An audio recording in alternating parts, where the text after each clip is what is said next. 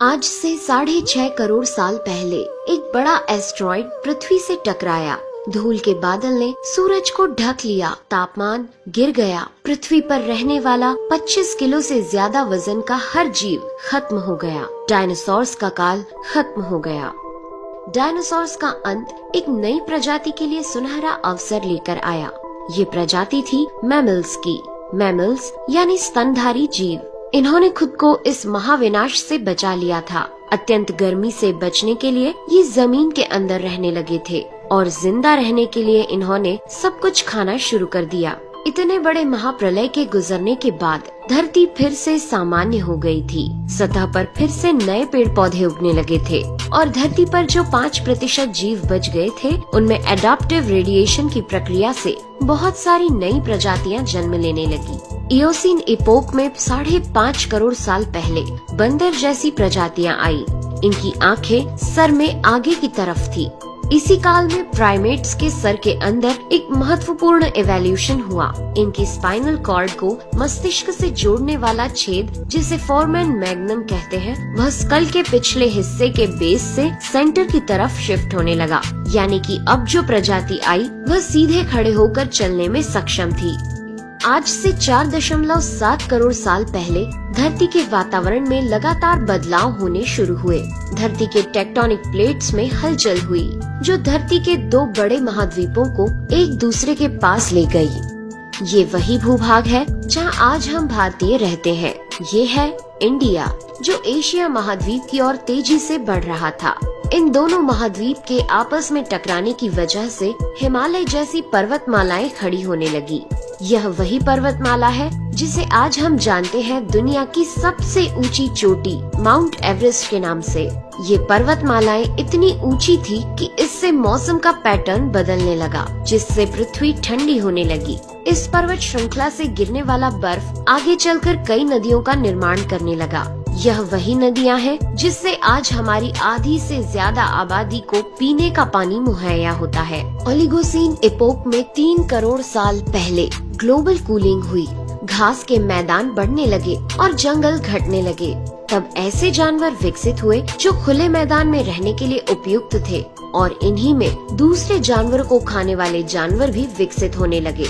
1 करोड़ साल पहले पृथ्वी वह रूप लेने लगी थी जिसे आज हम देख रहे हैं। धरती का वातावरण लगभग पूरी तरह से आज के समान बन चुका था और धरती के सारे महाद्वीप लगभग पूरी तरह से जाने पहचाने थे। लेकिन परिस्थितियां फिर बदलने लगी। 40 लाख साल पहले धरती की टेक्टोनिक प्लेट में एक बार फिर से हलचल हुई और अफ्रीका के पूर्वी इलाकों में एक नई पर्वत श्रृंखला का निर्माण हुआ। ये पर्वत श्रृंखला थी ईस्ट अफ्रीकन रिफ्ट वैली। इस पर्वत श्रृंखला के उभर जाने से यहाँ के हरे भरे जंगलों में आने वाली मौसमी हवा का मानसून पूरी तरह रुक गया और इस वजह से यहाँ के जंगलों में बारिश आनी बंद हो गई। यहीं इसी जंगल में रहते थे द ग्रेट एप्स। ये हैं हमारे काफी दूर के रिश्तेदार। हमारे ये पूर्वज कहलाते हैं पेरोलापिथिकस या पेरोला।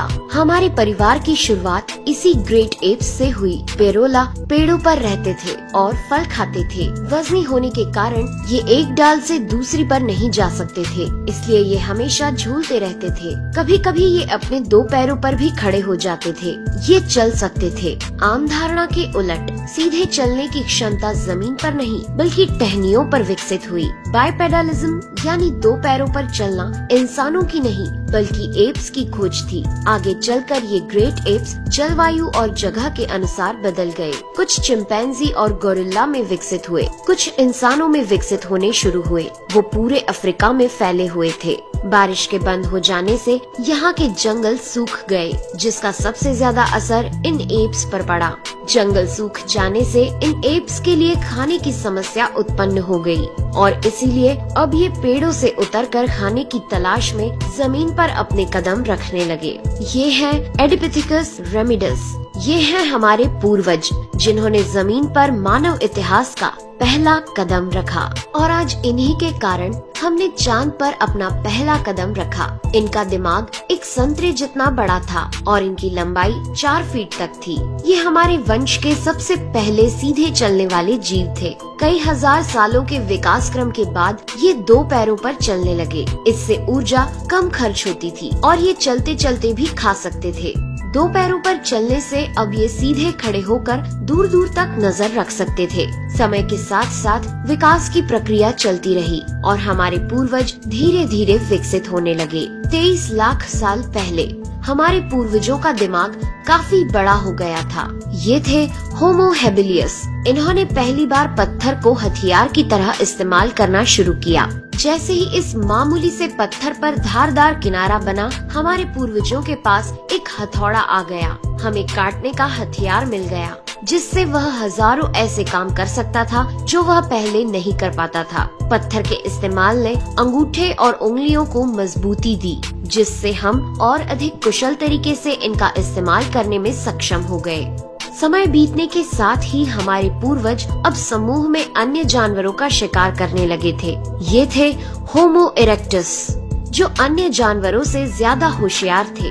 इन्होंने ही सबसे पहले आग का इस्तेमाल करना सीखा। आग की खोज हमारे पूर्वजों के लिए सबसे बड़ी खोज थी। ये उन्हें गर्मी, रोशनी, अंधेरों और जंगली जानवरों से सुरक्षा देती थी, और इसी वजह से अब परिवार भी बनने लगे। इन्होंने आग पर मांस को पकाना सीख लिया था। आग पर खाना पकाने का मतलब था कि मांस को चबाने और पचाने में ऊर्जा का कम खर्च होना, और इसी वजह से ये ऊर्जा अब इनके दिमाग में खर्च होने लगी और इन्हें कैलोरी और ज्यादा ताकत मिलने लगी, जिससे हमारे पूर्वजों का दिमाग काफी बड़ा हो गया।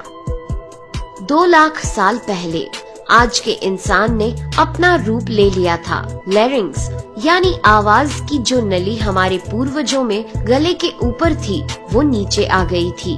अब हम ज्यादा जटिल आवाजें निकाल सकते थे। हमने बोलना शुरू कर दिया था। पहली बार कोई जानकारी एक से दूसरे इंसान तक या एक से दूसरी पीढ़ी तक पहुंचने लगी थी। यही वो आखिरी विकास क्रम था जिसके बाद विकसित होकर हम बने। हम यानी होमो सेपियंस। 1 लाख साल पहले इंसान कहीं भी जा सकता था।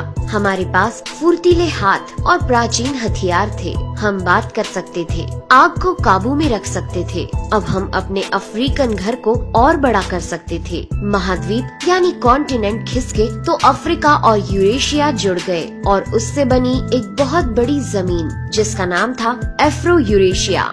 इंसानों के दूर दूर जाने से बहुत बड़ा बदलाव आया। अब हम एक महाद्वीप से दूसरे महाद्वीप में रहने लगे। इसकी वजह से हम उन चीजों से बचे हुए थे जिसकी वजह से वानरों के मुकाबले दूसरे बड़े स्तनधारी हमेशा के लिए खत्म हो गए। करीब 50,000 साल पहले आइस एज शुरू हो गया और नॉर्थ पोल से आगे बढ़ने लगा। उसी वक्त इंसान चाइना और ऑस्ट्रेलिया तक पहुंच गया था। 30,000 साल पहले इंसान पहली बार यूरोप पहुंच गए। जब बर्फ अपने चरम पर थी, तब इंसान अपनी खोज में नॉर्थ ईस्ट साइबेरिया के बर्फीली टंडा तक पहुंच गया। आइस एज के इतने कठिन दौर में भी इंसान हर उस हुनर का विकास कर रहा था जिससे कि वो सच्चे मायनों में इंसान बन सके। हमने खुद को उस माहौल में ढाल लिया। हम ज्यादा समझदार हो गए। उसके बाद हमने पूरी दुनिया में अपनी बस्तियां बसा ली। समुद्र किनारे से पहाड़ की चोटियों तक, हरे भरे मैदानों से लेकर पथरीले इलाकों तक हर जगह इंसान थे। हमारा हुलिया, त्वचा, बाल और आँखों का आकार जलवायु और जगह के अनुसार बदल गया। हमने अपनी आवश्यकता के हिसाब से खेती शुरू की और जानवरों को पालना शुरू कर दिया। हमने कस्बों और शहरों का निर्माण शुरू किया। उसके बाद हमारी सभ्यता और संस्कृति का जन्म हुआ।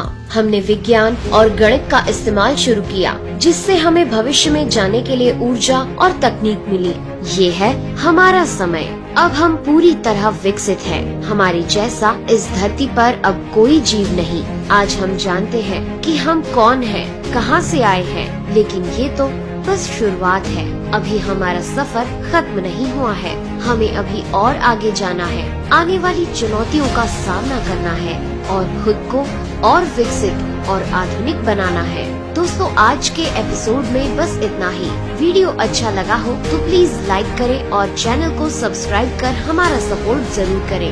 यदि आप नए हैं तो इस चैनल पर हमारे बाकी वीडियोस भी विजिट जरूर करें। साथ ही सब्सक्राइब कर नोटिफिकेशन बेल को भी ऑन कर लें। मैं हूं आपकी दोस्त नेहा आगरकर। फिर से मिलेंगे एक नए एपिसोड में। तब तक के लिए दीजिए इजाजत। नमस्कार।